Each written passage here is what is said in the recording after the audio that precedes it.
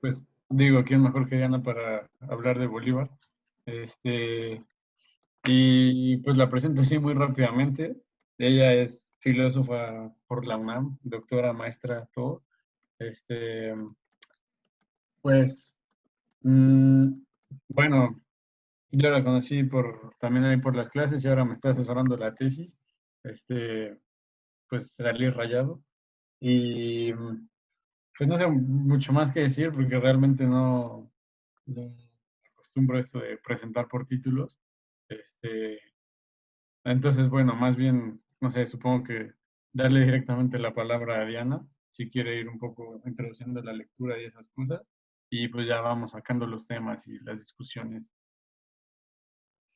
No, pues gracias Luis, a ustedes, también muchas gracias por invitarme a su espacio y qué pena no haber podido en otras ocasiones. Luis, me habla mucho del diálogo que acá tienen, entonces les agradezco la invitación y bueno, pues me pidió un tema bien difícil, la verdad, para una sesión, pero así es que sugiero, yo propondría que yo les plantee algunas problemáticas en torno al texto y a los ejes desde los cuales creo yo se puede pensar.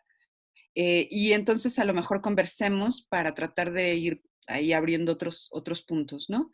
Entonces, bueno, el tema que me propuso Luis, que ustedes conversaron, pues tiene que ver con el asunto del famoso, la reflexión de Bolívar sobre la blanquitud, ¿no?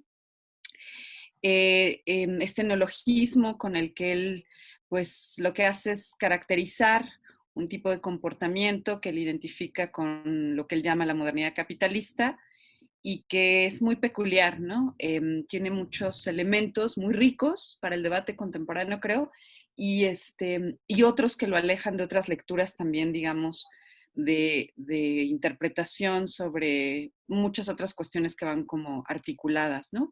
Entonces, bueno, primero decirles que este texto, que algunas cosas muy generales, que está en Modernidad y Blanquitud. Quizá ustedes saben que Modernidad y Blanquitud es un libro que salió de forma póstuma. Es un libro que él planteaba sacar, pero que no pudo hacerlo en vida. Si ustedes lo revisaron y si sobre todo tienen ya alguna, no sé, algún antecedente de lectura de la obra de Bolívar, quizá pudieran detectar que es un ensayo un poco raro, ¿no? El que habla exactamente de blanquitud, imágenes de blanquitud de este libro. Yo lo considero un poco raro porque creo que es un texto como de una manufactura extraña. Bolívar era muy cuidadoso en la redacción de sus textos, los revisaba muchas veces antes de permitir que se publicaran, y creo que lo que le pasa a este texto en particular es que le faltó una última revisión probablemente de él, porque como que corta repentinamente, ¿no? No es un texto totalmente redondo. Pero lo que sí puedo decirles de lo que yo conozco de la obra de Bolívar, de la evolución de su pensamiento, es que este tema le interesó mucho en los últimos años de su trabajo, cómo le interesó pues precisamente la modernidad americana, que es un ensayo que sucede en la exposición de este libro, y también otro tema que estaba estudiando mucho y sobre el cual no pudo publicar suficiente, que era pues todo el asunto, digamos, del conservadurismo de tipo fascista, tanto del siglo XX como, digamos, el que estaba y que hoy vemos como mucho más claro que está resurgiendo, ¿no? Entonces, es bien interesante cómo en este conglomerado de elementos está inserta el asunto de la blanquitud. Yo creo que no sé qué tan familiarizados estén o no con la obra de Bolívar, porque hay temas que vale la pena a veces tener muy claros para tratar de entender desde qué lugar podemos interpretar este famoso concepto y lo que quiere decir. Uno de ellos sería el básico, o sea, la idea de que para Bolívar la modernidad no es, digamos, no debe ser asociada necesariamente con el capitalismo, ¿no? Esto lo separa de muchos otros teóricos, historiadores, economistas, en fin, marxistas y no marxistas, porque para muchos de estos, pues, digamos, la modernidad nace capitalista o el capitalismo supone siempre la modernidad. Entonces, este es un primer elemento muy importante incluso para comprender qué va a caracterizar como blanquitud, ¿no? Entonces, bueno, esa primera escisión, y no considera eso de forma muy sintética, que modernidad y capitalismo deban ser, digamos, asociados, diría en mi interpretación, porque creo que Bolívar en realidad siempre exploró, siempre trató de pensar que la modernidad como proyecto tenía un potencial emancipatorio que podía ser reivindicado. Y para esto hace una elaborada reflexión sobre las bases materiales que dieron pues posibilidad histórica que la modernidad existiera. Entonces, para Bolívar, la modernidad no es un acontecimiento, no es el efecto de un acontecimiento histórico nada más, no es el proyecto de Occidente, no es, digamos, más bien busca darle un sustento material que él basa en una revolución que él llama neotécnica, y que sería la que establecería un nuevo tipo de relación entre el ser humano y la naturaleza que tiene efectos civilizatorios, y eso es a lo que llama modernidad. Y luego dice, esta empata con el capitalismo en una suerte de afinidad electiva, ¿no? Es muy curioso cómo hace, porque es un término que vuelve a usar respecto de la blanquitud, ¿no? Recordarán ustedes que la idea de la afinidad electiva, pues emana, estaba revisando justo el origen de este concepto en un texto de Lowy, y él hace una genealogía muy interesante, ¿no? Cómo viene de la alquimia, y después lo retoma Goethe, y después Weber, y de ahí que, digamos, se popularice un poco.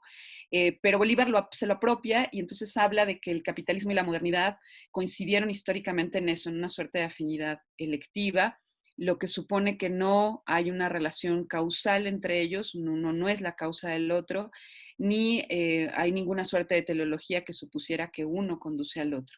Esto lo separa, insisto, de muchos otros intérpretes de la modernidad, ¿no? Y críticos incluso de la modernidad. Esto es importante, creo, porque nos emparenta con otro tema que es parte fundamental de la comprensión del tema de la blanquitud, y es su reflexión sobre cómo es que el capitalismo, una vez que, digamos, ya estamos hablando de la historia de la modernidad y el capitalismo juntos, cómo es que en esa historia pues el capitalismo como modo de producción y reproducción de la riqueza material no solo requiere de los sujetos que produzcamos cosas, que consumamos cosas, que las creemos y que nos organicemos y orquestemos la vida social en torno a eso, sino también que nos comportemos de cierta manera, ¿no? O sea, hay una demanda que tiene que ver con este clásico problema sobre la subjetividad, ¿no? Cómo es que, digamos, nos volvemos capitalistas también nosotros en la medida en que interiorizamos aquello que el capitalismo requiere para que, digamos, estemos en consonancia o en una cierta armonía con la dinámica general del capital. Y en esto Bolívar pues fue un gran lector de Weber, en eso a mí me gusta insistir mucho porque lo creo muy importante. Y fue un lector de Weber, digamos, crítico, por supuesto, ¿no? Y precisamente en torno al concepto de blanquitud está también la crítica que él hace y que ustedes podrán haber visto en este ensayo, sobre lo que él dice, bueno, en Weber yo lo que observo es una limitante, ¿no?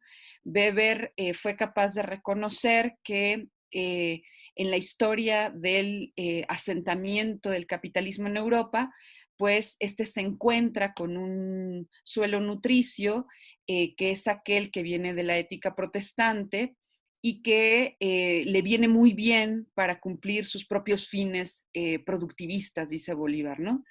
Entonces, dice, bueno, Weber reflexionó sobre esto, y de ahí que Weber en su célebre libro La ética protestante y el espíritu del capitalismo, pues precisamente insistiera, ¿no? En cómo el ascetismo, la dinámica de autosacrificio propia de la ética protestante calvinista fue muy positiva, sobre todo para el capitalismo, digamos, decimonónico, para el capitalismo ese que Marx describe en el Capital como aquel que antecede, digamos, o que acontece en los primeros años que van a dar paso a la gran industria, y que supone que los capitalistas tienen que ser bastante ahorrativos, ¿no? O sea, que el capitalista dispendioso, el capitalista que, que es capaz, ¿no? De su ganancia, desperdiciar inversiones sobre la empresa, después, en realidad el primer capitalista, la primera camada de la burguesía es una camada, diríamos, bastante ahorrativa, que sabe que la ganancia es un recurso escaso y que entonces tiene que procurar su reinversión constante. Ay, espero no trabarme mucho, espero que no se trabe mucho esto. Pero bueno, que el capitalista sabe que tiene que resguardar la ganancia para reinvertirla, ¿no? Entonces, Marx, por ejemplo, pensó en eso con toda claridad, como eso después cambia y llegamos como a esa imagen de la alta burguesía del siglo XIX, ¿no? Pero en esos primeros momentos de desarrollo del capitalismo, pues lo que Weber reconoce es que el espíritu del capitalismo consiste más bien en una lógica de autoconstricción que supone la necesidad del ahorro, pero no el ahorro para el disfrute posterior, sino el ahorro para la reinversión, por ejemplo, ¿no? La lógica de que el capital tiene que reinvertirse y reinvertirse para seguir creciendo, creciendo, creciendo, sin que tenga esto un fin específico. Y toda la lógica del ascetismo, ¿no? Entonces, pues Bolívar fue un gran lector de Weber y en su teoría del cuádrupletos de la modernidad, pues insiste precisamente en que, a su modo de ver, el problema de Weber es que pues es incapaz de ver en realidad que el capitalismo está demanda del capitalismo por un cierto comportamiento, pues tiene muchos otros elementos aledaños que no pueden restringirse exclusivamente a lo que salió, lo que sucedió como en lo que se conoce como la Europa central, ¿no? O sea, el mundo germano, básicamente. Entonces, bueno, eso está en sus reflexiones, digamos, que anteceden, en muchas de las reflexiones que anteceden este tema de la blanquitud, pero son elementos muy importantes porque digamos que lo que se está preguntando en torno a esto eso es una pregunta muy propia también de finales del siglo XX y principios del XXI, que es el problema de la identidad, ¿no? O sea, cómo se forja la identidad y él se pregunta un poco cuál es la identidad del sujeto capitalista, ¿no? Y por supuesto, él cree que aquí hay distinciones regionales, históricas, y es eso lo que le critica a Weber, o sea, que no tuvo capacidad de ver esas diferencias. Pero aquí, digamos, ya enlazados al problema de la blanquitud, ustedes habrán visto que en el texto habla de un momento del desarrollo de la modernidad capitalista en el que habría algo así como un grado cero de la identidad, ¿no? Con esto lo que quiere señalar, por supuesto, no es que hubiera precisamente algo así como un quiebre histórico, ¿no?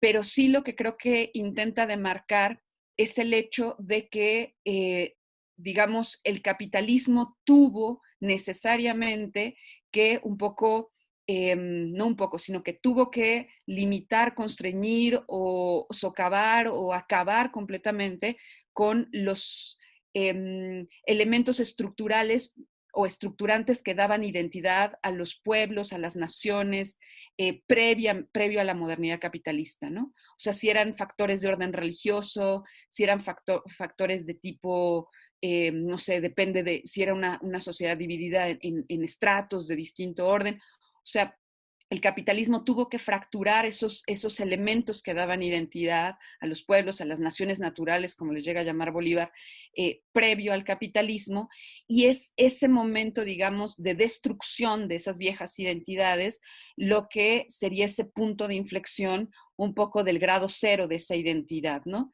Y entonces es ahí donde viene la necesidad un poco de que se forje una identidad capitalista. Eso es un poco la idea, ¿no? Que hay algo así como una identidad que se crea en el capitalismo y que supone necesariamente un tipo de comportamiento y un tipo de sujetos.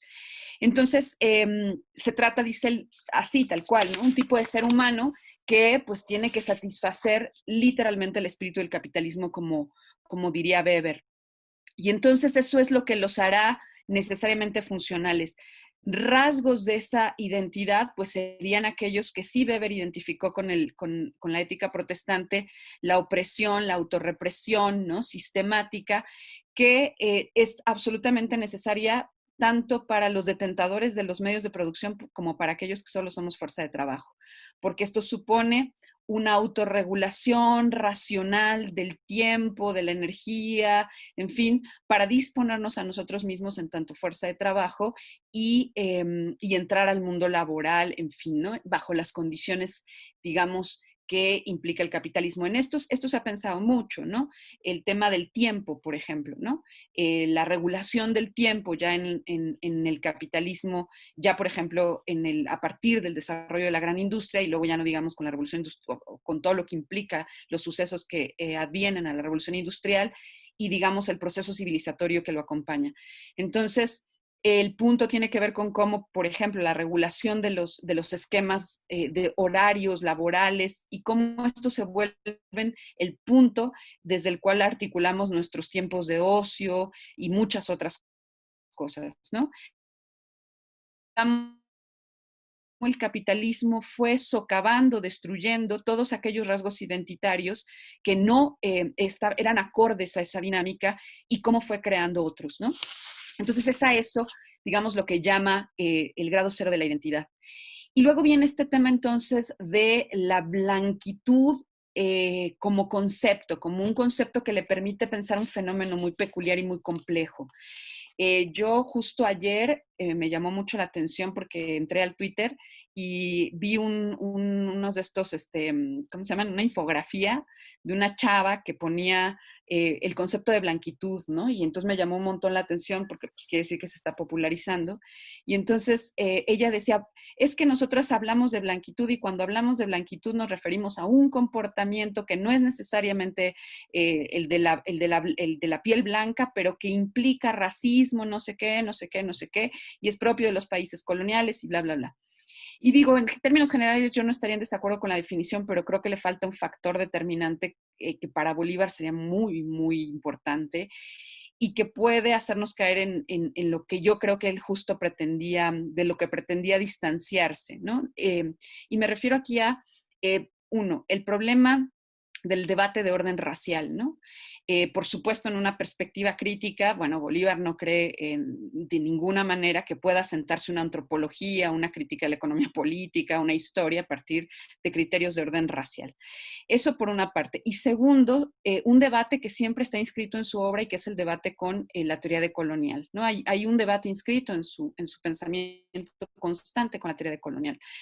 Y en este caso referido al problema de cómo ciertamente se puede identificar, por ejemplo, en América Latina, dado el hecho de que fuimos conquistados por naciones europeas, digamos, racialmente blancas, si es que esto se puede decir así, pues que identifiquemos la colonialidad con eso, ¿no? El colonialismo lo identifiquemos necesariamente con eso. Pero el problema para Bolívar más bien sería en qué momento, digamos, la blancura de piel se asoció con cierto esquema civilizatorio. Esa es la pregunta para Bolívar, ¿no? O sea, el blanco no es necesariamente conquistador por ninguna suerte de destino histórico, el blanco no es necesariamente heteronormado por ningún destino histórico, el blanco no es decir, aquí tiene que haber una explicación materialista e histórica posible para dar cuenta de por qué asociamos y por qué el colonialismo, por ejemplo, se asocia y está identificado claramente con los países occidentales, blancos, en fin, y algo más que es lo que a él le interesa muchísimo, que la blanquitud no necesariamente está fijada a la blancura de piel, ¿no? O sea, eso que ustedes habrán visto en el texto. Cómo es que él pone ejemplos muy contemporáneos, bueno, contemporáneos para cuando escribió el libro, ¿no? Con Condoleezza Rice, yo no sé si alguno de ustedes se acuerda quién era, pero el punto era que mostrar cómo incluso personas que no podrían ser identificadas como blancas de piel, tienen un comportamiento que los hace, digamos, que sean admitidos plenamente en un comportamiento civilizatorio en donde lo que importa, digamos, es la blanquitud, ¿no? Entonces, eso pasaría en países como los nuestros, ¿no? Donde hubo un proceso colonial tan violento y donde, pues, es imposible que no haya, que todos los espacios organizativos, políticos, culturales sean exclusivamente ocupados por gente blanca de piel. Eso es imposible. Entonces, lo que hay es una especie de blanqueamiento, pero el blanqueamiento no consiste solo en que intentemos ser blancos, como el caso pone ahí a Michael Jackson, ¿no? No solo pasa por esa versión, que ya sería la versión, digamos, más, pues sí, se me va, grotesca, ¿no? Del caso, sino más bien por el problema de ese comportamiento que asociamos con la blancura de piel. Ese es el punto para Bolívar, ¿no? ¿Cuáles son los comportamientos que asociamos con la blancura de piel? Y entonces yo en alguna ocasión que estaba averiguando esto, pues buscaba, ¿no?, la definición más certera que Bolívar nos hubiera dado sobre este asunto de la blanquitud, y me encontré que en realidad no hay una, sino que hay varias, ¿no? Y que va dándole distintos palabras, asociaciones para tratar de que lo comprendamos. Entonces, dice cosas como las siguientes, ¿no? Habla de blanquitud y dice, es una consistencia identitaria pseudoconcreta, usando el concepto de Cosick, es una identidad adjudicada, o sea, entonces no es una identidad propia, no es un principio de identidad racial, o sea, no está articulado necesariamente entonces a la blancura de piel, es la forma de la pseudoconcreción del homo capitalisticus, ¿no? Como esas cosas que le gustan. Entonces, pero vean esta idea de la pseudoconcreción del hombre o del sujeto capitalista. Es una apariencia blanca, quintaesenciada para construir la blanquitud del hombre moderno capitalista. Entonces, fíjense, está quintaesenciada. Y esto me parece muy importante porque en ese ensayo ustedes habrán visto que él incluso pone un ejemplo del que a veces perdemos de vista, ¿no? Él dice, bueno, es que en realidad, claro, la blanquitud como fenómeno de demanda de comportamientos civilizatorio es algo que no puede identificarse plenamente con la blancura de piel, porque en realidad en Europa, como en muchas partes del mundo, pues hay sectores que son sectores marginados, sectores que están fuera, digamos, de o no tienen condiciones de posibilidad para gozar de los beneficios de la sociedad capitalista, a pesar de ser perfectamente blancos de piel, ¿no? Entonces, ese es un punto muy importante porque tiene que ver con esta idea de la quinta esencia de la blanquitud, o sea, como que no solo se trata de ser blanco, sino que a esto se le depuró y se le extrajo algo que es lo que identificamos con la blanquitud, ¿no? De el hombre moderno capitalista. Luego llega a decir, es la identidad ideal del hombre moderno capitalista y es de un orden ético o civilizatorio, ¿no? Entonces, digamos, les cuento estas distintas definiciones que yo hallé alguna vez cuando buscaba cómo definir lo de la blanquitud, ¿no? Entonces, y luego, bueno, pues viene todo este asunto que él va ahí pensando precisamente en el ensayo y cuando nos habla de los rasgos de la blanquitud y de cómo es que llegaron a este proceso de quinta esenciación, si esto se puede decir así, bueno, pues piensa en cómo, digamos, habría ejemplos que nos permiten reconocer que efectivamente la imagen de, digamos, el comportamiento ético que podemos sí enlazar a la ética protestante, al puritanismo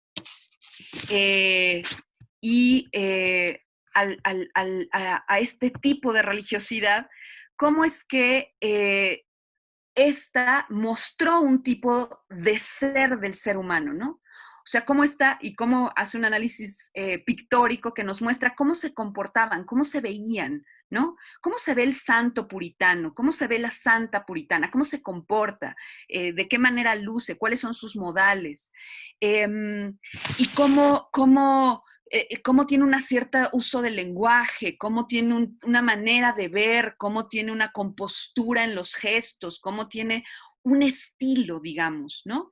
Y entonces, ¿cómo es que este tipo de asociaciones se fueron identificando ya no solo entonces con el blanco puritano de la Europa central, sino que se fueron como expandiendo al punto de, digamos, convertirse en la imagen de lo que en términos civilizatorios sería el mejor comportamiento posible para el sujeto del capitalismo, ¿no? O sea, como una suerte de operación que supone cómo estos rasgos, estos registros se fueron en otra suerte de afinidad electiva, se fueron asociando ya no solo entonces al blanco, puritano, germano, sino que se fueron expandiendo hasta identificarse plenamente con el comportamiento capitalista.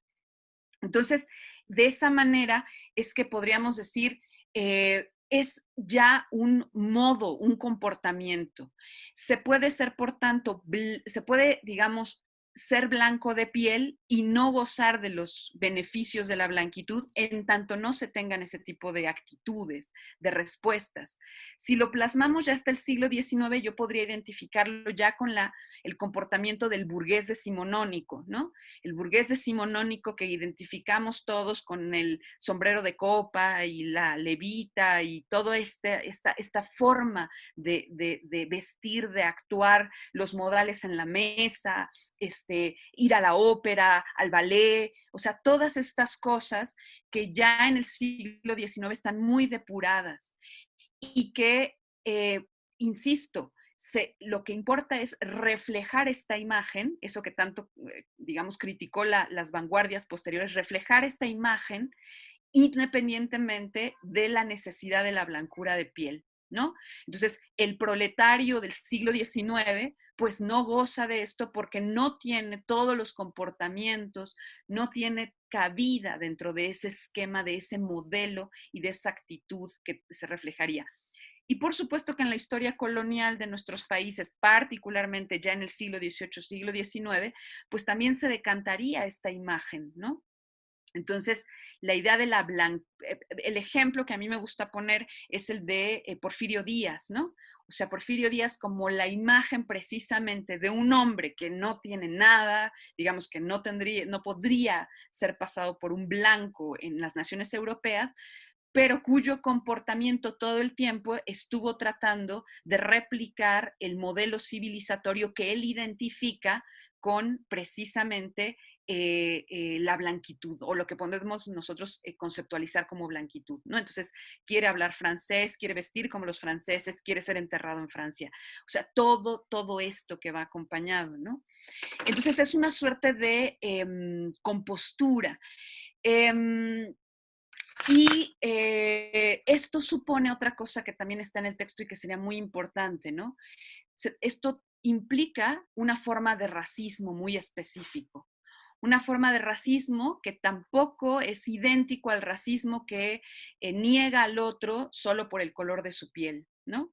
Es como otra modalidad, una sofisticación de ese racismo, porque es el racismo que en todo caso denigra o discrimina al otro, no exclusivamente por la blancura de piel, sino por no adecuarse correctamente al esquema civilizatorio que fue eso, quinta esenciado, depurado de esa imagen del puritano europeo germano que paulatinamente se fue identificando con el comportamiento civilizatorio propio del capitalismo, ¿no? Entonces, es otro tipo de racismo que por supuesto esto tampoco no quisiera decir o no quisiera expresarles una idea equivocada, no querría decir que entonces el otro racismo no exista, no, por supuesto que no, sino más bien que se van sobredeterminando, ¿no? Entonces al racismo ya que pudiera ver a las personas de piel oscura y demás, a esto se le suma el factor, el hecho de que sean capaces o no de adecuarse a la demanda de representación de ese sujeto, digamos, que sería el sujeto de en términos civilizatorios del capitalismo, ¿no? Y es esto lo que le permite tratar de pensar, pues, algo tan complicado como el tema del nacionalsocialismo, ¿no? De algún modo, lo que está diciendo también empata con su teoría del cuádrupletos de la modernidad, porque nos dice Bolívar, pues es que este tipo, el racismo que, que parte digamos, sí, de la reproducción de la demanda del capitalismo que él llama blanquitud, es un tipo de racismo que en realidad ha interiorizado también la dinámica de lo que él eh, piensa como el etos realista, ¿no? El etos realista sería el tipo de comportamiento que se identifica plenamente con los fines del capital, ¿no? Entonces, por eso es que nos dicen, ¿no? En realidad, se trata de una asociación compleja en la que lo que podemos encontrar ahí es ese tipo de registro. Luego decía que esto lo lleva a otro tema complicado y que él trata de pensar a partir del ejemplo del nacionalsocialismo. El nacionalsocialismo al que él piensa en otros momentos de su obra como un ejemplo de lo que otros también pensaron, de cómo el nacionalsocialismo utilizaba un discurso que presumía de ser, digamos, crítico de los elementos más devastadores de la modernidad capitalista, pero al mismo tiempo eran hipercapitalistas, ¿no? Como los nazis en el fondo, no en el fondo, sino en realidad en la forma en la que hicieron e incrementaron la productividad en Alemania, era bajo un esquema hipercapitalista, pero al mismo tiempo, todo el tiempo estaban ideológicamente, digamos, tratando de insistir en que debía volverse sobre los pasos de la historia y tratar de restituir lo que la modernidad había destruido. Entre esas cosas, digamos, la identidad de un pueblo como el germano a partir de elementos raciales, ¿no? Entonces es un esquema de identidad que pues aparentemente va en contra de la lógica universalista, si se quiere pensar así, propia del capital también. O sea, ahí hay una tensión que Bolívar pensó muchísimo. Pero por eso dice, en realidad, aunque la blanquitud tenga estas características, en realidad la blancura acecha siempre a la blanquitud, ¿no? La blancura siempre está debajo también. A pesar entonces de que Condoleezza Rice se comportara del modo más adecuado, digamos, ante la demanda de la realpolitik contemporánea, pues siempre iba a ser vista como una mujer de color, lo mismo que le pasa a Obama, ¿no? A pesar de que Michael Jackson se blanqueara, todo el mundo sabría que esto es un artificio en realidad, ¿no? A pesar de, ¿a quién más usa? Ya se me olvidó. Bueno, usa varios, ¿no? Pero podríamos pensar, ¿no? En la actual autonombrada presidenta de Bolivia, yo qué sé, o sea, aunque haya como esta intencionalidad, el tema de la blancura acecha y el ejemplo de ello también sería el fenómeno propio del racismo, del discurso y de la práctica de los nazis, ¿no? Entonces, donde ya el asunto del comportamiento de la blancura fue insuficiente y entonces se dio paso nuevamente a una exigencia de un racismo que implicaba la blancura identificada con un pueblo, en fin, todo esto, ¿no? Entonces, por eso es que insiste, bueno, en que los nazis en realidad tienen una suerte de estrategia ultra fundamentalista y ultracapitalista. Bueno, espero no estar, estoy procurando sintetizarlo lo mejor que puedo. Pero bueno, para tratar de dar una idea general, diría entonces que el problema de la blanquitud debe ser pensado, digamos, en una reflexión sobre la cuestión de la identidad en el capitalismo, el problema de la subjetividad en el capitalismo, el problema de cómo pensar por qué en el capitalismo, a pesar de que el capitalismo presuma de que de este universalismo en donde en realidad hay un formalismo frente a la manera, o hay un formalismo inscrito en la forma en la que entiende a los sujetos, a pesar de ello sí hay todo un registro identitario que supone un tipo de comportamiento que ciertamente en términos históricos podemos identificar con la Europa central, ¿no? Y entonces, ¿cómo es que estos mecanismos pues tienden a volverse homologadores, homogenizadores, a destrozar las viejas identidades y, y cómo esta blancura en realidad pierde un registro local y más bien porque ya no podemos decir que la blancura es exclusivamente identificable con Europa, sino que tendríamos sujetos que tienen o que participan de este comportamiento en nuestras naciones y en muchos lugares, ¿no?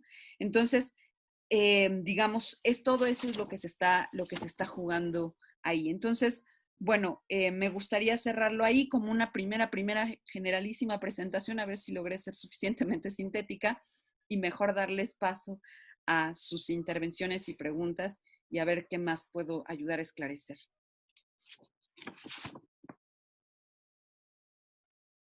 Muchas gracias, Diana, por esa introducción a este texto de Bolívar. Igual se me olvidó decir, porque yo de por sí soy re güey para esto de moderar, y encima hoy más porque estoy choqueado de que el Bayern Múnich goleó al Barcelona. Pero bueno, nosotros no nos hemos, por lo menos en el seminario, no nos hemos aproximado demasiado a la obra de Bolívar, se me olvidó mencionarlo.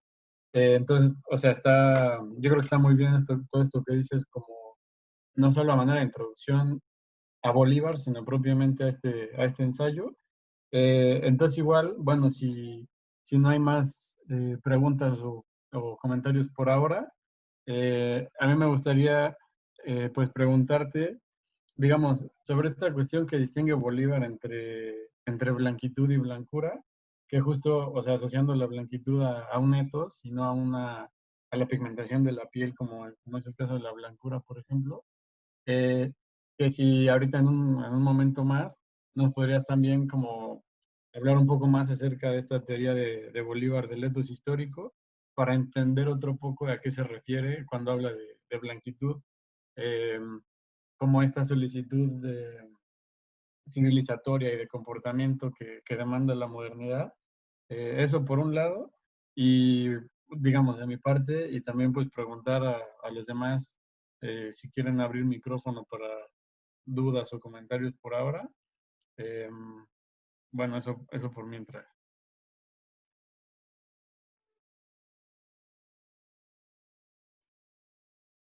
No sé si alguien quiera decir algo más. Pablo. Gracias, Luis. Y muchas gracias, Diana. Yo, a partir de todo lo que compartiste, me surgieron así como un montón de dudas. Quizá algunas ni siquiera tenga sentido como contestarlas, pero bueno, te las planteo de todas formas, ¿no? Una es como, no sé por qué ahorita en lo que platicabas, ¿no? Y hablabas y bueno, lo que está en el texto, ¿no? De todo el análisis que hace Max Weber con la ética protestante y demás, y después las observaciones que hace Bolívar a partir de su estudio de Max Weber, pensaba también en si de alguna forma pensó Bolívar Echeverría también en esta como, digamos, formación de una especie de doble moral, ¿no? Que creo que más bien está muy clara, por ejemplo, en Nietzsche, ¿no? La genealogía de la moral, ¿no? Que se hace una moral,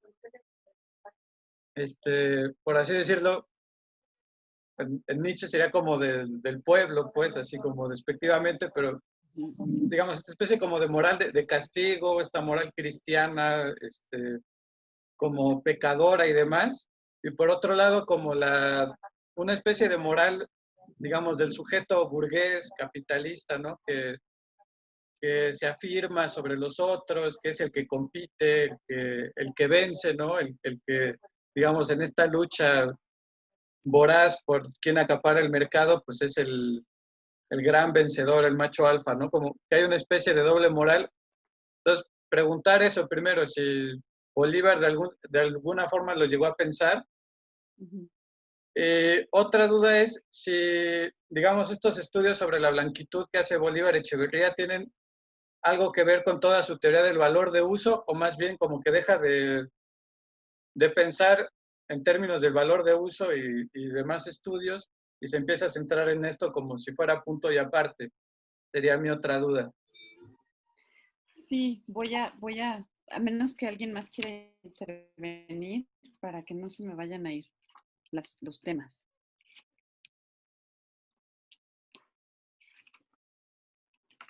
¿No? ¿Quieres que responda Luis? Sí, si quieres, o sea, yo también tengo algunos puntos y dudas sobre el texto, pero si quieres podemos empezar con esta y a ver si con base en lo que digas ahorita más banda quiere preguntar cosas y ya después yo que lo tengo apuntado, entonces no se me olvida. Entonces, si quieres, podemos comenzar por ahí. Empezaría por las de Pablo, ¿no?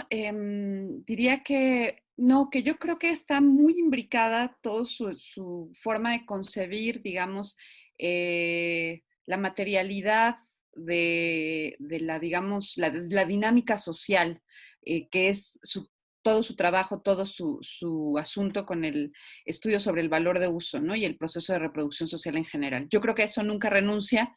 Lo que sucede es que es como si empezara a trabajar como en un siguiente estrato, ¿no? Es decir, que partiendo de cómo entiende la dinámica precisamente entre el ser humano y la naturaleza, para Bolívar finalmente lo que habría es que los seres humanos somos creadores de mundo, en tanto intervenimos en el mundo, en tanto creamos valores de uso, ¿no? Y crear valores de uso no solo es inventar cosas o formarlas, sino darle sentido a dónde estamos parados, y a dónde estamos parados y lo que somos. Y esas, a su vez, nos sitúan, nos permiten reconocernos. Y aquí es donde entra el elemento de lo identitario como un factor fuertísimo, ¿no? Él pone ejemplos muy, muy bonitos en definición de la cultura, ¿no? En donde el ejemplo para nosotros más próximo es esta idea de que somos mujeres y hombres del maíz, ¿no? Entonces, pero ya no solo como una alusión mítica a lo que fue un pasado legendario, sino al hecho de que en realidad, pues cuando uno no está en México, como le ha de pasar a Luis, entonces empieza a darte una melancolía terrible por no comer una tortilla, ¿no? Y pues en sentido estricto no la necesitas, o sea, pues no, te puedes alimentar de cualquier otra cosa. Y en realidad la tortilla es lo de menos, es que es todo lo que asocias con eso, ¿no?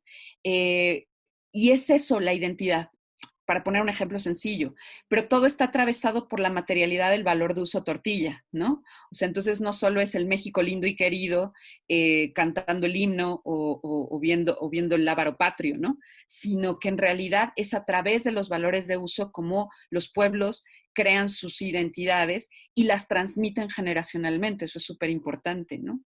Entonces, nos seguimos asumiendo hombres y mujeres del maíz porque el punto sería es bien interesante porque seguimos reproduciendo esos valores de uso. O sea, a pesar de que comamos con más seca, siguen siendo tortillas, ¿no?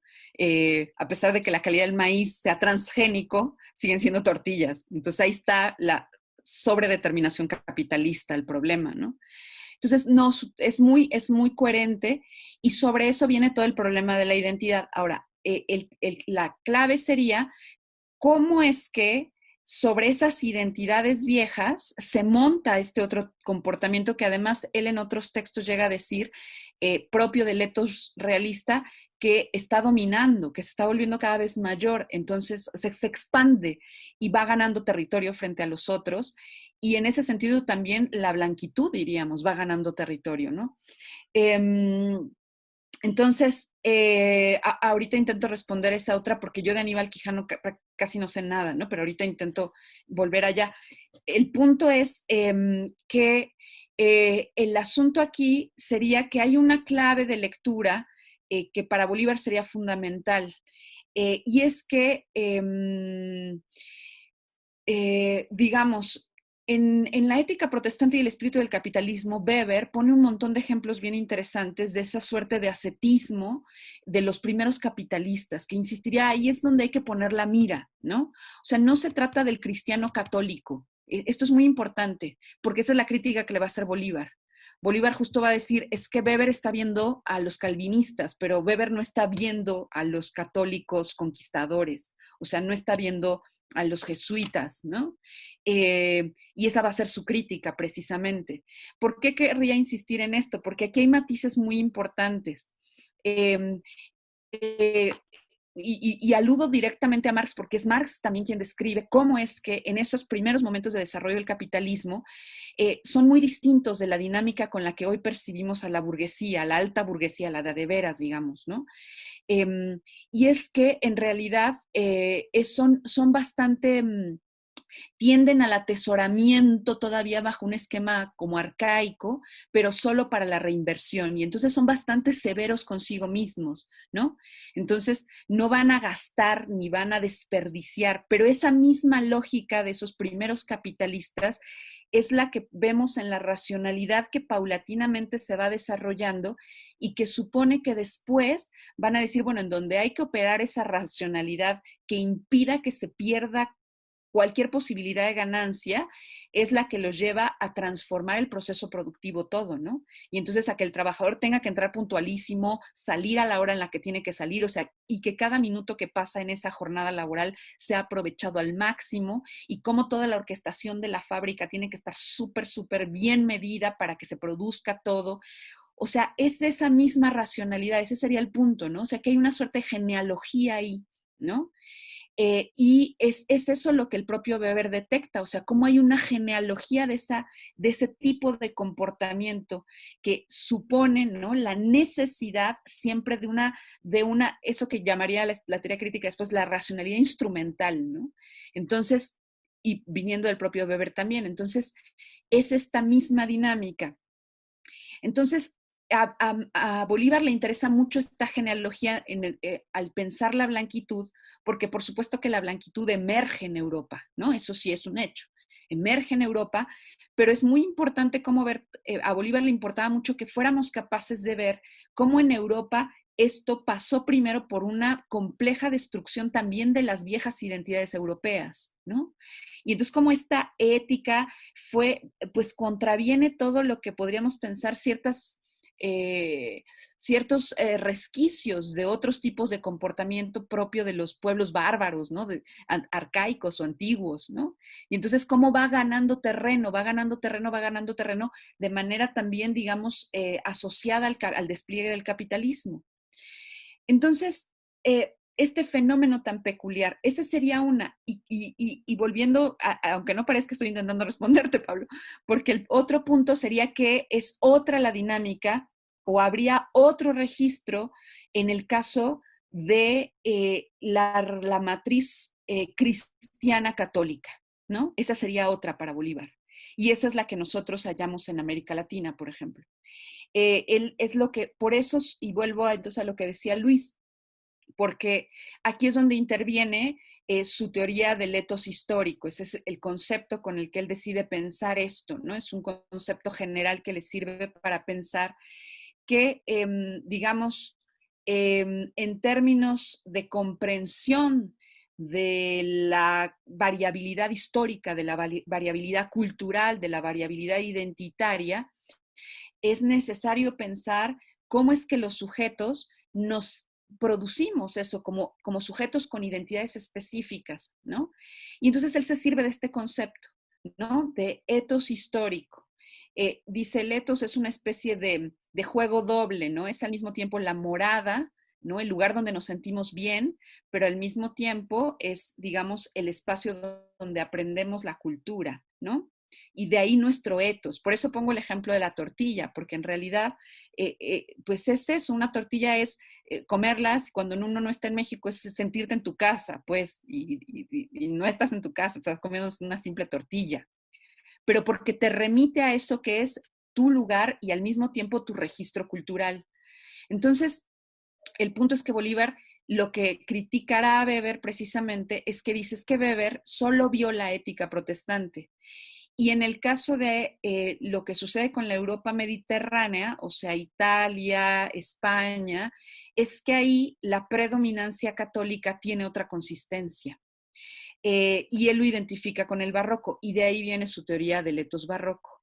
Y dice, y ese es el que nos llega a América Latina, ¿no?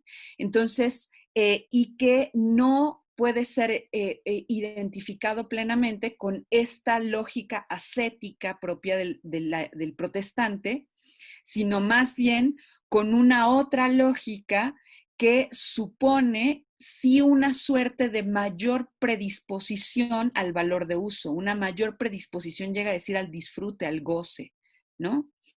Hay una mayor predilección por esto y que entonces no es entonces este comportamiento hiperracional, ¿no? Calculístico, sino que más bien se decanta por otra manera, ¿no?, de vivir la modernidad capitalista. Entonces, y ahí habla de cómo se trata de una forma de escenificación. En esto se sirve de los clásicos que pensaron al barroco, ¿no? Como el barroco es una suerte de escenificación magnífica, donde la vida, esta frase ¿no?, que saca de Bataille, pues la vida se vive a pesar de la muerte, ¿no? Entonces, te respondo esto porque entonces yo diría que más bien en el caso de el problema de la identidad y la religión, lo que él diría es que hay variaciones y que no se trata de lo mismo, ¿no? En el caso del etos barroco, lo que observaríamos es un tipo de comportamiento, dice él, que dice que sí, pero al mismo tiempo dice que no, ¿no? Entonces decimos, sí vas a llegar temprano, sí, ahorita llego y pasan 4 horas, ¿no? O sí vas a hacer ese trabajo, me lo vas a entregar, sí, mañana y pasan 5 días, ¿no? O sea, hay un juego ahí doble, pero que todos comprendemos y que culturalmente tenemos previamente interiorizado y lo conocemos bien. Y él dice que la historia de este comportamiento se puede identificar con el modo en el que los indígenas urbanos sobrevivieron a la destrucción de sus pueblos y en el siglo XVI y en el siglo XVII, ¿no? Y con digamos, también la forma en la que esto se proyectó ya claramente en el México o en el mundo colonial, ¿no? Entonces, es una suerte de comportamiento doble. Mientras la ética, el que se identifica plenamente con el etos realista sería el que proviene de esa matriz de la ética protestante y es el buen trabajador del capitalismo, el que llega puntual, el que va a producir más, el que va a ser ese ganador del que hablabas, ¿no? Ese espíritu del ganador. Entonces, yo me voy a levantar muy temprano, voy a conseguir un buen trabajo, con mi esfuerzo cotidiano voy a lograr salir adelante, porque todo depende de uno y porque sí se puede, ¿no? Entonces, solo se trata de ser bien trabajador. Entonces, pero esa, en países como el nuestro, como que nos la compramos y no nos la compramos, pues, ¿no? Entonces, sí voy a ir a trabajar, pero bueno, voy a llegar al trabajo y me voy a llevar la torta y ahí me como la torta y entonces, bueno, pues no pasa nada, nadie se va a dar cuenta. O sea, entonces hacemos como que sí, como que no. Entonces, Bolívar le interesaba mucho pensar esta génesis de este comportamiento, ¿no? Que no sería una doble moral, sino diría él, más bien es una forma de sobrevivir distinta al capitalismo, a la dominante esta otra, ¿no? La del etos realista.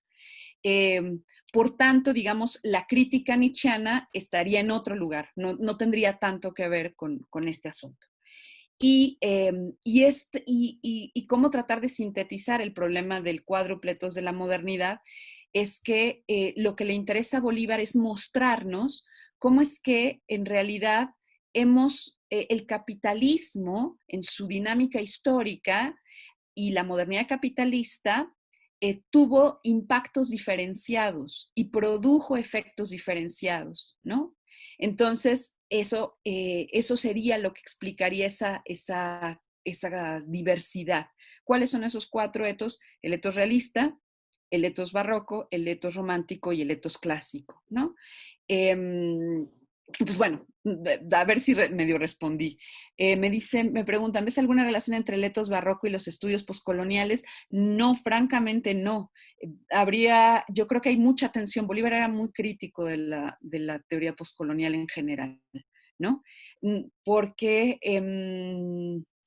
entre otras razones, porque creo que no coincidía con la forma en la que normalmente se concibe la historia de Europa, ¿no? Y la historia de Occidente. O sea, creo que había una crítica inscrita en su trabajo con la forma en la que a veces también leemos de manera monolítica la historia de Europa, como si Europa fuera un monolito que no tuviera una trayectoria también detrás, que supuso, entre otras cosas, en eso lo pueden ver ustedes en sus textos, insiste mucho, ¿no? Como en Europa, por ejemplo, el comportamiento de la blanquitud o el dominio del etos realista solo pudo suceder porque previamente se destruyó la diversidad identitaria dentro de la propia Europa, ¿no?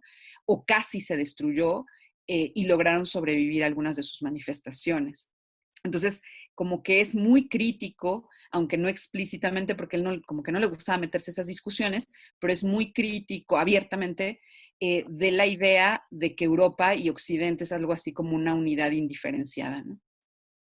Pero bueno, eso se me ocurre ahorita. Espero haber respondido.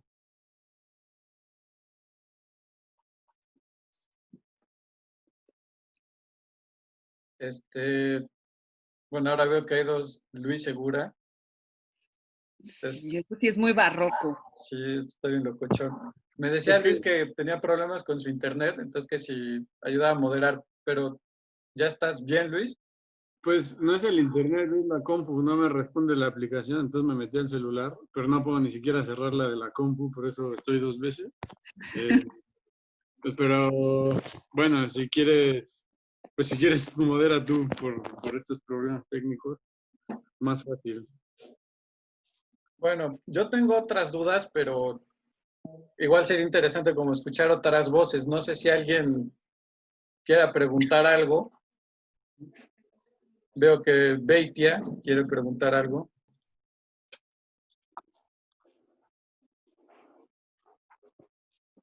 Tienes apagado el micrófono. Y ahora sí. Bueno, yo tenía una pregunta muy breve y espero no salirme tanto del tema, pero tengo este tema el papel de la mujer ahorita en la nueva reinserción laboral que está experimentando. Y entender un poco si la ética protestante de la que habla Weber se asocia o puede ser articulable con una subjetivación masculina, digamos, porque me resuena mucho el cómo describe la blanquitud con las exigencias o los mandatos de la masculinidad en el sentido del trabajo, de la productividad, de todos esos atributos que se le pueden caracterizar a la masculinidad y ver un poco, preguntarte cómo entiendes tú el papel domesticado de la mujer y si esta domesticación, digamos, como primer proceso de subjetivación, digamos, más tradicional, vendría a ocupar un lugar de exterioridad de la blanquitud, es decir, que la mujer, en tanto como fue subjetivada, está de alguna manera por fuera de la blanquitud en sí misma. Digamos, pensemos, por ejemplo, en una mujer blanca de clase alta, digamos que su relación con el marido que trabaja y que persigue esta lógica protestante, si se quiere, cuál es el papel que desempeñaría ella, Uh-huh. Si sería más bien, estaría excluida de esta blanquitud a pesar de ser blanca, si sería eso una expresión de lo que describe Echeverría. Uh-huh. Y por otro lado, quería también como que preguntarte cómo podemos entender esta nueva fase del capitalismo de los que muchos hablan como capitalismo tardío, como asociado a un proceso de producción más flexible. Todos estos nuevos procesos del capitalismo están dándonos a entender un cambio en este etos dominante, es decir, donde el sujeto ahora es más consumidor que antes y menos ahorrativo, vive endeudado. Todos estos nuevos cambios en la subjetividad del capitalismo, ¿se pueden leer todavía con Bolívar? Y si es así, ¿de qué manera podría ser? Sí, fíjate que Bolívar tiene un texto precisamente en el que habla sobre la mujer. Y entonces creo que tienes razón cuando piensas en, digamos, cómo podría asociarse esto a la blanquitud. Y claro, la blanquitud también le podríamos decir tiene un mandato masculino, ¿no? O sea, la blanquitud, podríamos agregarle a esto el mandato masculino, o sea, es el varón, ¿no? Pero el varón, insisto, aunque no sea blanco de piel, pero que se comporte como blanco, ese es el punto, ¿no? O sea, que no contravenga la dinámica de civilizatoria del capitalismo. Entonces, y claramente identificada con digamos, en esa habría como una suerte de jerarquía también, sí, sin duda. Yo no creería que las mujeres podríamos, o sea, que en tanto mujeres pudiéramos, o que desde Bolívar podríamos interpretar que las mujeres estaríamos fuera de la blanquitud, ¿no? Más bien es que de igual modo a las mujeres se nos demanda un tipo de comportamiento también productivista. Mira, piensa, por ejemplo, en Marx en El Capital, dedica mucho tiempo en el primer volumen narrarnos cómo es que pues el mayor grado de explotación que se daba en el siglo XIX del trabajo industrial era precisamente sobre las mujeres y los niños, ¿no? ¿Y por qué se daba mayor grado de explotación? Porque se sabía que se podía pagar menos a las mujeres por la misma cantidad de trabajo o se les podía hacer trabajar más tiempo. Lo mismo que los niños trabajaban jornadas absolutamente inverosímiles aparentemente en el mundo actual, ¿no?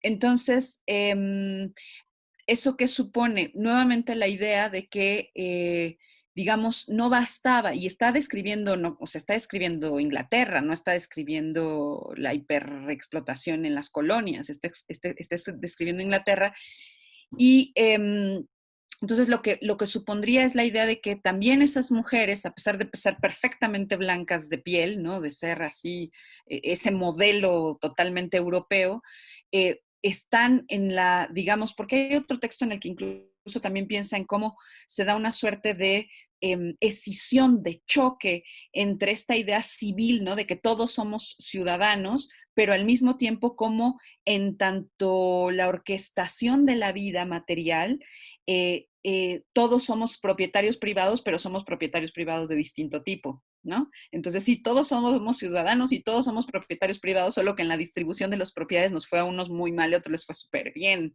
¿no? Entonces, ahí también entramos las mujeres. Entonces, yo creería que no habría una perspectiva de otredad, no es que las mujeres representaran la otredad, ¿no? Sino más bien que aquí el punto también, que eso, por ejemplo, a mí sí me ha interesado pensarlo justo en este tema, o sea, el feminismo liberal contemporáneo se adecúa perfectamente a la demanda de la blanquitud, ¿no? Eso es algo que ahí sí los decoloniales, las feministas decoloniales han visto muy bien. O sea, se trata de ser una mujer, ser hoy día, ser una mujer en equidad de condiciones, es la mujer exitosa, con un buen empleo, capaz de pagarse a sí misma lo que requiere, de conducir la vida familiar. Ese es como el esquema, pero es un esquema que corresponde perfectamente con el etos realista, que corresponde perfectamente con la dinámica, digamos, la lógica del capital. Entonces, ese sería un ejemplo de cómo la idea de la equidad formal a secas hoy puede ser perfectamente acorde a los fines del capital, ¿no? Entonces, bueno, por ejemplo, se me ocurre ese como un ejemplo. Luego, sobre este asunto, digamos, de las alteraciones del capitalismo más reciente, ¿no? O sea, ¿qué modificaciones habría? Bolívar pensaba que en realidad lo que estaba sucediendo es que el etos, la dinámica del etos realista estaba, pues eso, triunfando frente a las otras. De hecho, lo llega a decir, la dinámica del etos barroco está extinta, ¿no? Y lo que vemos es un enorme triunfo. Y luego tiene, en ese mismo libro aparece ese otro ensayo sobre el etos americano, ¿no? Sobre la modernidad americana. Y entonces, ¿cómo es que el tipo de identidad que ha creado el American Way of Life, ¿no? Que todos conocemos, y cómo este se ha expandido por el mundo, y cómo la aspiración a ser hoy día, digamos, civilizado, ya no es la aspiración del burgués decimonónico europeo, o sea, ya no es Porfirio Díaz queriendo ser francés, ¿no? Sino más bien la aspiración a parecernos al esquema, al comportamiento, al tipo de vida del norteamericano promedio, ¿no? Entonces, lo que él veía es que las alteraciones, sí, del capitalismo contemporáneo lo que han producido es en realidad una mayor destrucción de las viejas identidades y una crecimiento y la homologación cada vez mayor de un comportamiento que él identificaba con el estilo de vida americano. Y que pues es tristísimo, ¿no? Pero que es verificable, o sea, yo creo que todos podemos reconocerlo mucho, ¿no? Entonces, pero tenía un poco que ver con esto, ¿no? Con la nueva distribución geopolítica, cultural, en fin, ¿no? Y que no es cualquier cambio. Pero bueno, creo que medianamente intento responder. Dice Jorge, dice, podrías estar en esa, como por ejemplo, podrías estar en esa lógica, el blanqueamiento de Porfirio Díaz, mixteco, exacto, zapoteco, ambos próceres del capitalismo. Sí, pero yo diría que fíjate que entre Juárez y Díaz habría una diferencia bien importante, ¿no? La diferencia que yo encontraría respecto de la blanquitud es que en el caso de Juárez estaríamos ante sí el tipo de comportamiento que se identifica con el capitalismo, pero en su vertiente, obviamente en su vertiente liberal, obviamente, pero digamos en esa versión como, digamos, más, no sé cómo llamarle, pero más auténtica, ¿no? O sea, que realmente se compra todo el discurso de que lo que se requiere es un Estado con una administración saneada, con políticas públicas, que vaya, que haga un compromiso de modernización, que se encauce en la larga historia, o sea, todo eso, ¿no?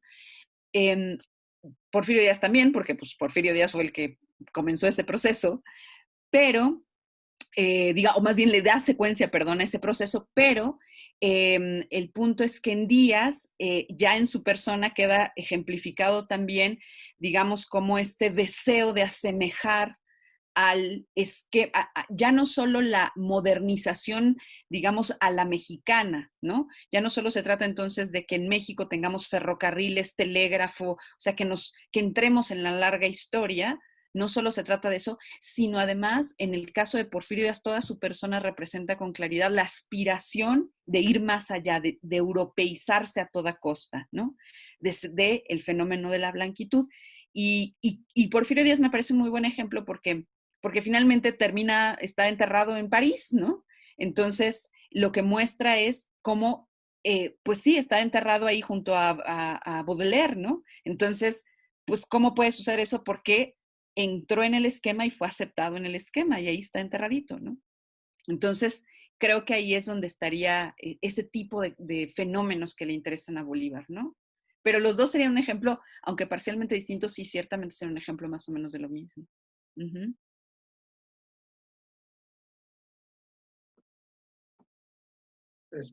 ¿Alguien más tiene dudas? Y si no, creo que tú, Luis, habías levantado la mano. Pues Luis Segura. Sí, gracias.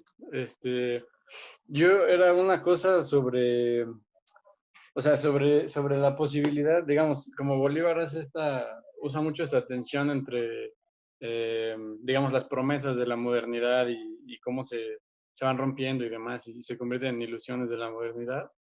Digamos, con la idea de igualdad, a partir de la blanquitud, como, digamos, si bien la blanquitud es, y Bolívar lo dice algo así como el comportamiento, la forma racista normal, algo así de la modernidad, como también, digamos, tiene en un cierto sentido, una promesa de igualdad, pero bien específica que es todos podemos ser blancos, ¿no? Dado que es un ethos y no una cuestión de test.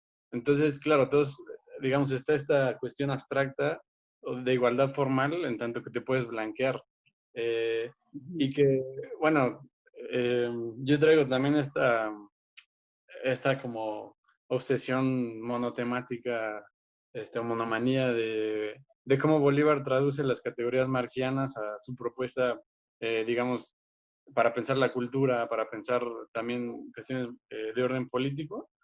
Y por ejemplo, esto o sea, justo la forma de valor en Marx, que él mismo cuando le expone, dice que la saca de la ética de Aristóteles, de cómo, digamos, es por así decirlo, un tercero excluido en las cosas, digamos, que se instala sobre ellos y permite igualarlos formalmente, y cómo, digamos, la idea, por así decirlo, burguesa, moderna, de igualdad, cree ver en la forma de valor la realización de su concepto de igualdad, Uh-huh. pues de un modo abstracto, ¿no? Y cómo esto se relaciona con la blanquitud en este sentido del comportamiento. Sí, porque claro, implica lo mismo, implica el vaciamiento. O sea, uno puede blanquearse en tanto renuncies a todo lo demás. O sea, en tanto Juárez dejara de hablar zapoteco o Porfirio Díaz mixteco.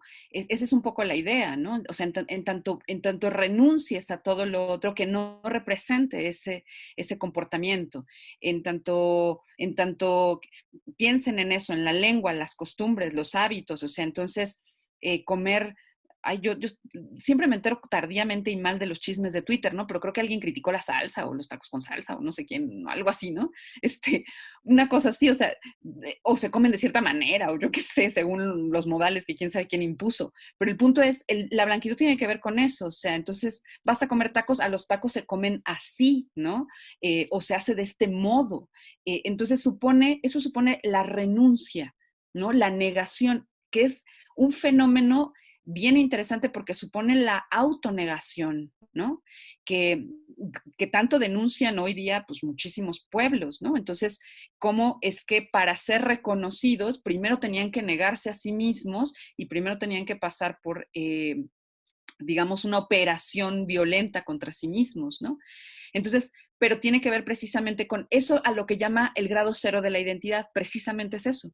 O sea, ese formalismo de la economía o del pensamiento liberal del que hablas, esa forma abstracta del valor que supone, digamos, su capacidad, ¿no? De representar cualesquier objetos o de estar ahí, ¿no? Manifiesto en cualesquier objetos, ese formalismo, entonces, esa abstracción que da pie al formalismo, en este caso tendría que ver con que por eso es que todos podríamos blanquearnos, estando aquí o en Indochina, ¿no?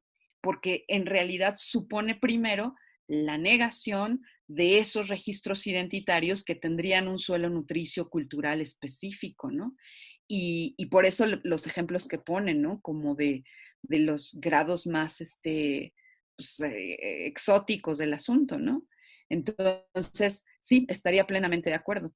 Insisto, eso tendría que ver precisamente con ese grado cero de la identidad, o sea, primero la negación de todo lo anterior y entonces puedo adecuarme perfectamente a la solicitud, ¿no? Así que no es cualquier cosa. Y también hay otra cosa que se juega, es que dado que es digamos, un proceso de igualación abstracta, puede estar fácilmente fundada digamos, la desigualdad concreta, ¿no? Real, esa igualdad formal. Entonces, por ejemplo, no sé, que propietarios y no propietarios que estén leyendo las mismas novelas, digamos, puede ser que en este sentido, o en rasgos culturales, haya ahí procesos de igualación, lo que quieras, pero digamos la relación social concreta y el lugar que ocupan, pues es completamente desigual, pero esto justo es de lo que se hace abstracción, ¿no? De estas determinaciones. Eh, y te iba a preguntar otra cosa, pero se me fue con esta idea. Entonces ahorita la pienso y vuelvo a levantar la manita. Pero sí, tienes toda la razón, o sea, pasa por ahí necesariamente. O sea, es que ese es el punto clave, creería yo, ¿no? O sea, la demanda del capitalismo es una demanda, si ustedes se dan cuenta, sale del viejo tópico del marxismo sobre la subjetividad o la ideología, se sale de esa discusión y lo está pensando en términos de etos, de lo que el capitalismo nos está demandando como sujetos para que nosotros seamos funcionales y para que interioricemos de alguna manera el capitalismo, o sea, para que nosotros nos volvamos pequeños capitalistas. Y ese fenómeno, ese movimiento pasa por el rechazo, la negación de esas viejas identidades o por su matización, por su blanqueamiento, como llega a decir también, ¿no? A mí siempre esa imagen me produce como la idea del cloro, ¿no? O sea, como que hay que clorarlas, o sea, como que hay que quitarles, ¿no? Y medio ahí lo que quede, eso es lo que tendremos enfrente, ¿no? Entonces sí, y tiene esa posibilidad universalizante. Uh-huh. Ya me acordé de la otra cosa que te iba a preguntar, o sea, tiene que ver también con esto digamos, que separa a Echeverría de ciertas teorías decoloniales, que justo esta manera de pensar, digamos, lo cultural y la cuestión del etos, no de un modo identitario en el sentido sustancial, en el sentido del ser, sino, digamos, como esta suerte de estado de codificación que, o sea, digamos, sí determina a los sujetos, pero al mismo tiempo ellos, en tanto que están codificando, descodificando, también están modificando pues este estado de codificación. Y, por ejemplo, esta figura que usa en las 15 tesis sobre modernidad y capitalismo, de que, o sea, sí, la modernidad es naturalmente europea, pero lo europeo no es naturalmente moderno, y cómo, digamos, en el sentido de que, pues sí, viene de ahí, pero como, digamos, en su expansión, tanto extensiva como intensiva, pues tiende a perder este humus civilizatorio, ¿no? Que le llama y puede actualizarse en figuras ad hoc, por ejemplo, o sea, el barroco, que pues para Bolívar eh, o sea, el barroco es un fenómeno, no, más bien, la modernidad, eh, digamos, tiene, ¿no? ¿Cómo decirlo? Tiende a desarrollar este etos y además el etos barroco encuentra su realización máxima en la modernidad, pero entonces ya es algo distinto al etos realista que es el dominante. Entonces, cómo se diversifica y hay muchas modernidades y no por eso deja de serlo? Y también incluso en cuanto a lo capitalista, que puede haber modernidades no capitalistas, también que Bolívar insiste en que eso no garantiza nada, ¿no? O sea, por ejemplo, el caso soviético, digo que también está la cuestión de si es capitalismo de Estado, ¿no? Pero el punto es que no es lo mismo que, por ejemplo, no sé, la Alemania nazi, o aunque tengan sus similitudes, o que la Inglaterra industrial, pero no garantiza nada. O sea, el hecho de si es capitalista o no, no merma, digamos, el horror que detonó. Entonces también, ¿cómo no simplifica esta problemática ni al capitalismo ni tampoco a la modernidad, sino que los articula? eh, y bueno, básicamente eso un poco. Sí, es que el gran riesgo en el tema de la cultura y de las identidades hoy día es el esencialismo, o sea, el caer por otra vía en una resencialización de la temática. Y ese también es súper riesgoso porque finalmente puede caer en los mismos equívocos, la negación de la otredad. O sea, en la reivindicación de la identidad que ha sido, no sé, paliada, dañada, en fin, ¿no? O sea, tantas historias detrás de mucha violencia, en la autorreivindicación de esa identidad, pues lo que se puede caer es en la negación del otro, nuevamente, pero por otra vía, ¿no? Entonces es el riesgo del esencialismo a la hora de hablar de las identidades. Entonces yo creo que Bolívar eso lo tiene muy claro y tiene una aspiración también su reflexión, o sea, en su reflexión yo siempre veo una aspiración crítica, ¿no? Y que en este caso tiene que ver con algo que él llega a decir en otros textos, o sea que digamos que a lo que la aspiración libertaria, ¿no? Que podríamos tener es que en términos de la discusión sobre las identidades, conocer que la identidad debe ser, pues, o cuando hablamos de identidad debemos pensar más bien en el cultivo identitario, ¿no? Y el cultivo identitario implicaría más bien la posibilidad de la apertura a la otredad, ¿no? La posibilidad de la permeabilidad a la otredad, no esa rigidez que supone que lo propio solo se conserva en tanto que sea intocado, se permanezca fuera de, o en tanto se le reivindica siempre en oposición a lo otro. Si no hay una aspiración libertaria, creo yo, en su discurso que supone, y él lo dice abiertamente, ¿no? Que ojalá aprendiéramos de la estrategia barroca su capacidad de codigofagia, como la llama él, ¿no? Está haciendo alusión a un manifiesto, el manifiesto de Osvaldo Andrade, que hablaba de la codigofagia y de que todos somos caníbales. Decía, en América Latina lo que aprendimos fue a ser caníbales, ¿no? A canibalizar al colonizador. Y eso supone la idea de que nos lo comemos, lo metabolizamos y nos volvemos él, pero no somos él, ¿no? Entonces, Bolívar juega con esta idea y entonces piensa en ese registro crítico, vería yo, que en el tema de las identidades la posibilidad libertaria sería que intentemos salir de toda posibilidad de esencialismo y por el contrario busquemos reconocer o intentemos reconocer que es posible la permeabilidad y la apertura a la otredad, el juego, el poner en juego constantemente la propia identidad y ver que sobreviven, ¿no? Entonces, digamos, comer tortillas sí, pero no impedir que vayan acompañados de otra cosa, ¿no? O sea, en fin, estoy diciendo una tontería, pero un poco es esto, ¿no?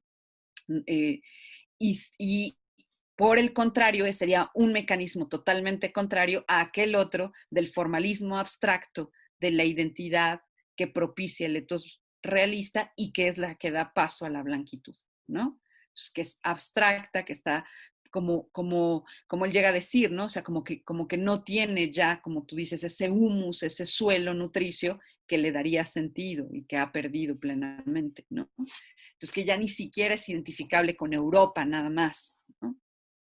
Sí, estoy de acuerdo. Hola Diana, buenas noches. Hola. Gracias por tu charla, he aprendido y me la he disfrutado mucho. Quisiera, respecto de lo último que dijiste sobre esta negación a los esencialismos y el trabajo que hace de ello Bolívar Echeverría, citarte un texto para provocar tus comentarios, que es el alcance que da a Bolívar Echeverría Boaventura de Sousa Santos. Hay un texto que se llama Nuestra América, hegemonía y contrahegemonía en el siglo XXI. Y en ese texto, Boaventura de Sousa le da un alcance interesante al trabajo del etos barroco de Boaventura y piensa que podría ser, él hace una relación en ese texto y en el etos barroco con emancipación y con contrahegemonía fundamentalmente.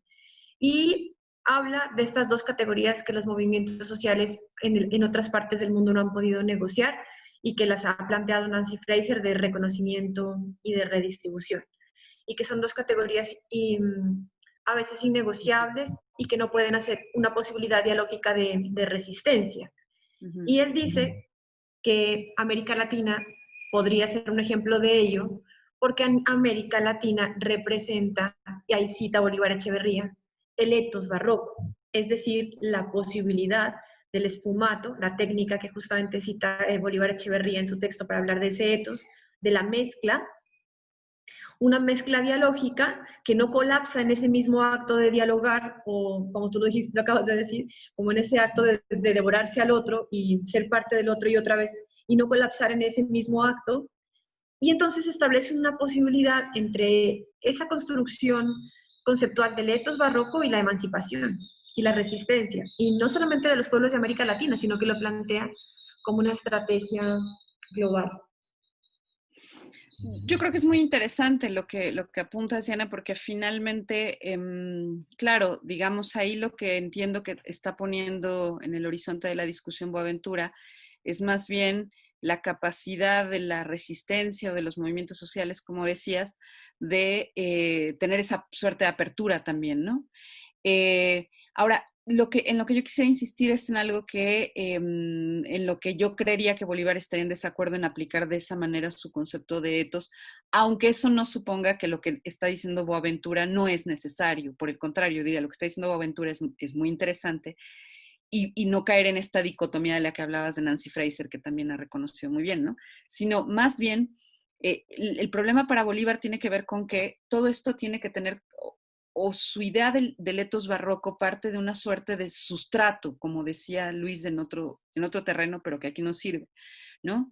Y para Bolívar lo que creo que de una forma pesimista observa, porque fíjense, yo creería que el problema del etos es que son fenómenos de larga duración histórica, o sea que para crear un etos hay un fenómeno de una larga duración histórica que da cabida, que eso se convierta en un comportamiento, digamos, en un comportamiento que se reproduce, digamos, de manera casi automática, ¿no? Que no es consciente. Esa es una característica del etos, o sea, no es que conscientemente digas vamos a ser barrocos, sino que más bien es una suerte de comportamientos y estrategias aprendidas que se reproducen. Entonces yo creo que en estos habría fenómenos históricos de larga duración.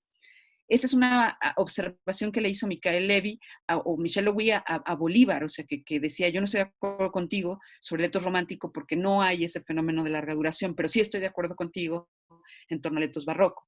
Ahora, ¿por qué traigo esto a cuento? Porque entonces esto supondría para Bolívar que hay entonces como ese fenómeno cultural que da cabida a esa estrategia. Y lo que él observaba en el siglo XX, en la segunda mitad del siglo XX en particular en adelante en América Latina, es que esa estrategia ha sido agotada. Y ha sido agotada porque el suelo nutricio del cual partía también se ha agotado. Entonces, digamos que para Bolívar en realidad la estrategia barroca es una estrategia que no existe más. porque era una estrategia de absoluta sobrevivencia en la absoluta destrucción. Y el problema era que esto implicaba la capacidad de autorreproducción de un mundo que, que había sido socavado, ¿no? Entonces, yo vería que el problema sería para esta aplicación, como la que hace Boaventura, es que, digamos que entonces la estrategia barroca no es algo que se pueda adoptar como un programa político, ¿no? O sea, no es que puedas decir, entonces vamos a ser ahora barrocos. Eso, insisto, no descalifica la intención crítica que leo y que tendría Boaventura en lo que está diciendo y que tú apuntas. Creería yo más bien que a lo mejor algo que se adecua más que la idea del etos barroco de Bolívar, se adecua más a aquello que tú también decías, la idea del mestizaje, ¿no? O sea, el mestizaje que acompaña también a esa historia que nos va narrando Bolívar de América Latina y la consolidación del etos barroco, que supone la capacidad de interiorizar, de traerlo del el código externo, pero para formular un nuevo código, ¿no? Entonces, es un tipo también de estrategia, como bien dices, de mezcla, un tipo de estrategia que no polariza, ¿no? Sin embargo, lo que yo vería de problema serían esas dos cosas. Uno, que yo creo que los etos serían unas formaciones históricas no conscientes y por lo tanto no son posibles de ser dispuestas como programas, no quiero decir programas políticos, pero es la palabra que se me ocurre, como, sí, como mecanismos, modos de comportamiento para los movimientos sociales o para... Pero insisto que creo que la intencionalidad crítica que creo que le quiere dar Boaventura, pues tiene mucho sentido, ¿no? Entonces no sé si te logro responder. Gracias, Diana. No, de Sí. nada. Dice, justo hablando de las discusiones identitarias y de Twitter, últimamente salta ahí debate sobre estadounidenses hijos de latinos que se denominan latinoamericanos y son criticados. O este tema de los argentinos son demasiado blancos, europeos para llamarse latinos. Entonces, por supuesto, hay como un esencialismo. Es una suerte de neoconservadurismo de otra manera, ¿no? O sea, los esencialismos identitarios asociados a la raza, a estas ideas, ¿no? Que están poniendo otra vez en circulación, a la piel, y que además Bolívar en otros textos también critica duramente, ¿no? Cómo es que somos incapaces de darnos cuenta de la historicidad de las identidades nacionales, ¿no? Cómo es que, cómo es que hemos comprado, cómo es que hemos adoptado de manera crítica toda la historia de la consolidación de los estados nacionales. Entonces somos mexicanos y entonces nos aventamos con la bandera los mexicanos por el Castillo de Chapultepec, porque pues la bandera lo vale y nos sentimos todos Juan Escutia, pero a la mera hora no. Pero como toda esta construcción, eso sí también lo trabaja en otros textos de lo que él llama esas identidades artificiales que son las de los estados nacionales. Y son artificiales porque realmente son el resultado de un imaginario que es el imaginario de lo que él llama la empresa estatal nacional, ¿no? Así la llama, es una empresa que tuvo objetivos muy claros, entre ellas crear un marco simbólico y cómo hemos adoptado esos marcos simbólicos de manera crítica al punto de suponer que en realidad tienen un sustrato incuestionable y demás, ¿no? Entonces, esto, ¿no? La defensa de la nacionalidad, ¿no? Los mexicanos contra los centroamericanos, en fin, ustedes sabrán muchas más historias que yo, tiene que ver con esa identidad artificiosa que acompaña el movimiento de la concreción de la empresa Estado Nacional, ¿no? Sí, y son esencialistas. Uh-huh. Veo que Chema tiene levantada la mano. Igual por lo que nos decías tú, Diana, no sé cómo para cuántas preguntas más haya cabida o si ya esta sea la última. No sé cómo tú dinos Yo ahí. creo que esta y una más, esta y una más, sí. Me da tiempo. Bueno. Hola Diana, muchas gracias. Me ha parecido muy, muy interesante y muy rico. Gracias. Y sería como una entre nota pregunta. De esto que hemos hablado, pues como que yo estaba pensando en Levinas, ¿no? Uh-huh. Justamente como en esta crítica que, pues, que por ejemplo está presente también un poquito en Byung-Chul Han, cuando delata como que hay una ontología totalitaria en el capitalismo, ¿no? Justamente en esta violencia de hacer que uno se autoniegue para que así se pueda como afirmar en una, pues esta identidad de blanquitud capitalista, ¿no? Como este comportamiento y actitud que uno asume cuando niega toda su historia, todas sus circunstancias previas, ¿no? Y que además también es como una dialéctica sintetizadora o hegeliana que pues como que amalgama todas las identidades, ¿no? En una nueva y que pues en este sentido pues como contrapone el absoluto del infinito, ¿no? Porque el absoluto también es de que se absuelve como identidad de todas las demás identidades, ¿no?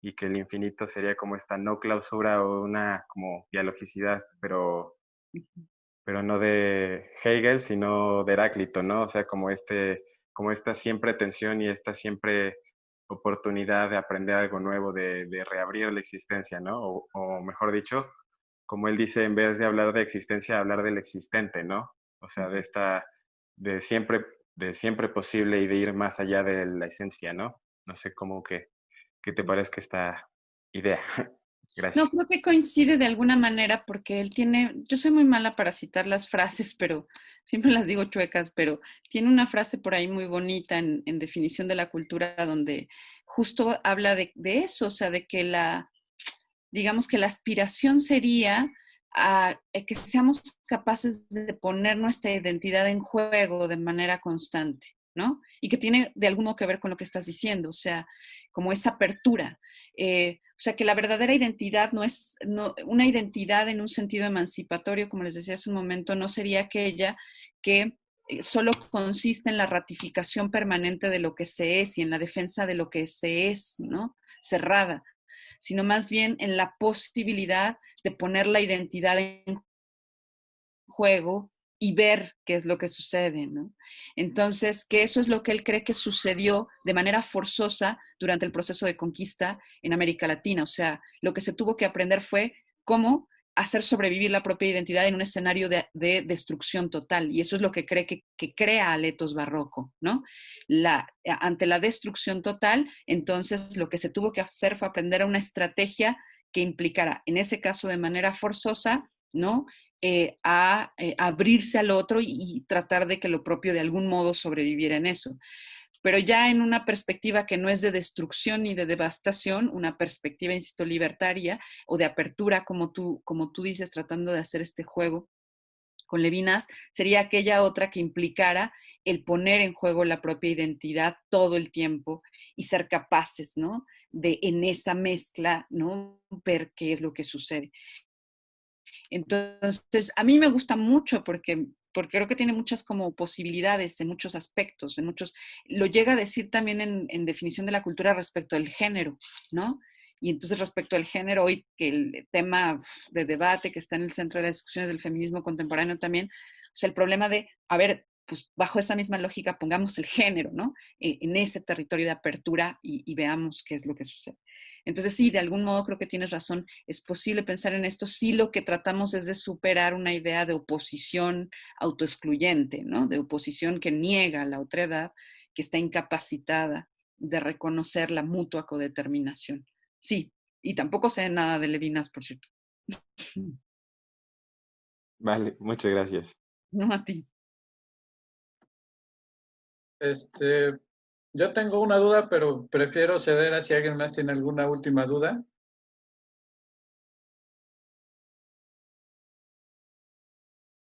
¿No? No te rajes. Bueno, está bien. Es que además, a ver cómo la puedo hilar, porque la tengo como un poco dispersa en la cabeza, pero bueno, ahí va. Digamos, pensé en este pasaje de Marx del capítulo 5, ¿no? En el que dice que la distinción entre el peor albañil y la mejor abeja es que el albañil produce, digamos, piensa lo que va a hacer antes de construirlo, ¿no? Digamos, toda la cuestión de la conciencia. Entonces, en ese sentido, digamos, el valor de uso de las cosas también tiene esta implicación de la producción de mundo del hombre, ¿no? O sea, cómo el hombre crea mundo a partir del hacer conciencia de su actuar o de su praxis. Pero digamos que igual pensando en Marx, el mundo en la categoría de Marx sería el obrero, sino el subalterno o el explotado, o quien sea, ¿no? Digamos que no produce el mundo para sí, sino que produce el mundo para una clase que domina, ¿no? Y digamos, entonces ahí aparece el problema de la enajenación en Marx, en esto de que el sujeto es ajeno a la producción del mundo que hace.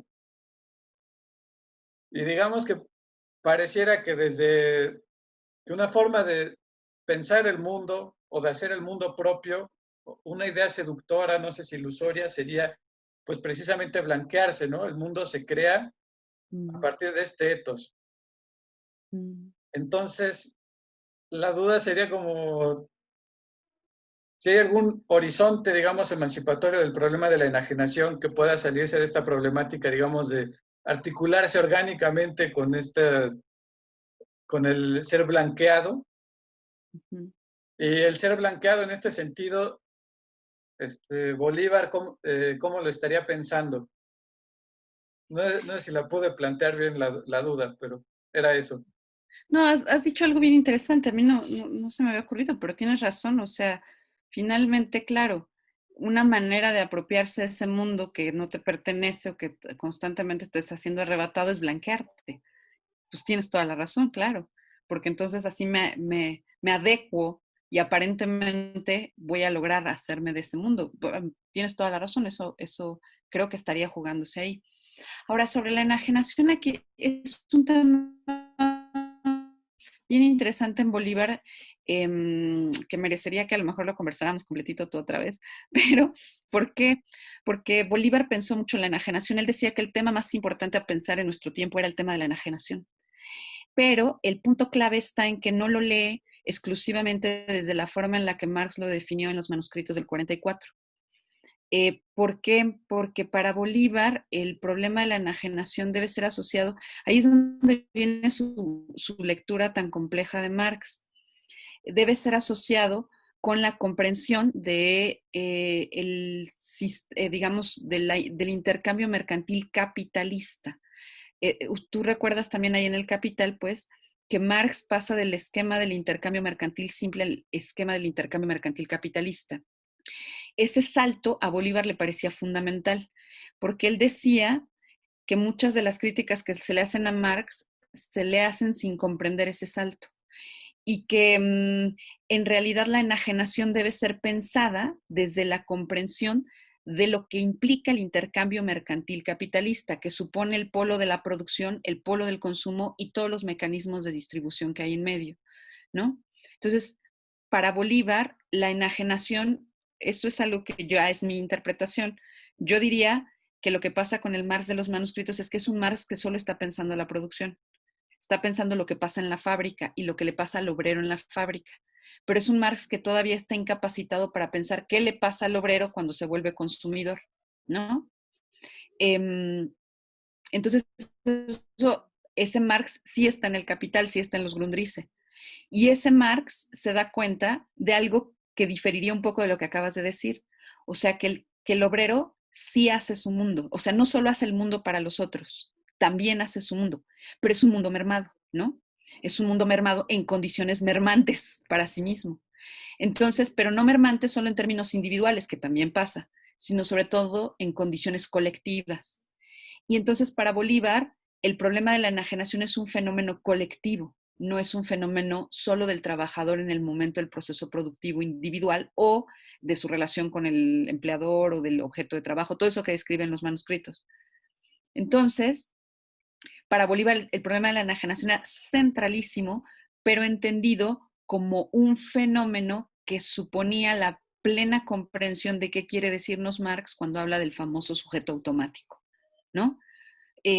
Porque esa es una metáfora, finalmente, ni hay sujeto ni es automático, ¿no? Es una manera didáctica con la que Marx nos quiere decir algo. Pero entonces, ¿cómo comprender qué significa eso del sujeto automático? El capital supone una compleja lectura del proceso de producción de valor que pasa para Bolívar por el entendimiento del intercambio mercantil capitalista. Y ahí es donde entra la enajenación para Bolívar. Entonces, por esto digo que ese merecería todo un tema, pero yo creo que es uno de los temas que más trabajó, que más le interesó, que más está presente en muchas de sus tesis y de los que menos hemos hablado, los que nos hemos dedicado a estudiarlo. Entonces, creo que es central. Y lo otro, tendrías toda la razón. O sea, en ese mundo que me está siendo enajenado constantemente, yo nunca lo había pensado así, pero creo que apuntas bien, pues mi manera de hacérmelo también es identificarme con los fines de esa dinámica, sentir que soy parte de eso, blanqueándome. Pues sí, asumiendo el etos realista, ¿sí? Pues estoy de acuerdo contigo, sin duda. Muchas gracias, Diana. Supongo entonces que por el tiempo ya pues, será Sí, como momento de irnos despidiendo.